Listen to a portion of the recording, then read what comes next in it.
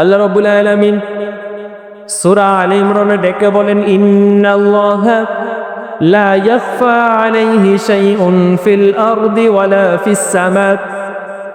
আল্লাহ রাব্বুল আলামিন বলেন, গোটা পৃথিবীর মধ্যে এমন কোনো জায়গা নেই, এমন কোনো স্থান নেই, এমন কোনো জায়গা নেই যেই জায়গার মধ্যে আল্লাহ রাব্বুল আলামিন দেখে না।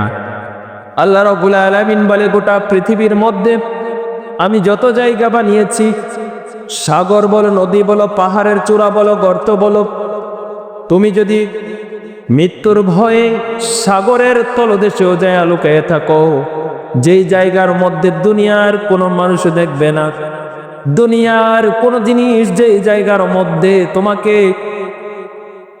স্পর্শ করতে পারবে না, আল্লাহ রাব্বুল আলামিন বলেন, ইন্নাল্লাহা লা ইয়াখফা আলাইহি শাই, আমি রব ওই জায়গার মধ্যেও দেখি, ফিল আরদি ওয়ালা ফিস সামা, তুমি যদি ওই জায়গার মধ্যেও লুকায়িত থাকো, লুকিয়ে থাকো, আমি রব তোমাকে ওই জায়গার মধ্যেও দেখব, আর মালাকুল মাউত আজরাইল তোমার সাথে ওই জায়গার মধ্যেও সাক্ষাৎ করবে।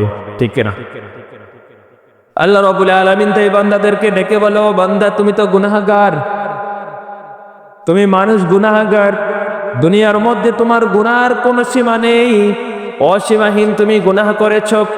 তুমি জেনে রেখো, আমি রব বড় রহমান, বড় দয়াময়, বড় করুণাময়। তুমি তোমার জীবনে 70 বছর গুনাহ করেছো, 60 বছর গুনাহ করেছো, জীবনে 50 বছর পর্যন্ত তুমি গুনাহ করেছো। গুনাহ করতে করতে জীবনকে গুনার খাতার মধ্যে লিপিবদ্ধ করে ফেলেছো। এখনো সময় আছে, যদি তুমি তোমার রবকে না চিনে রবের দরবারে না আসতে পারো, তাহলে শুনে রাখো, তোমার জন্য ভয়াবহ হয়ে যাবে কাল কিয়ামতের ময়দান এবং কবরের স্থান।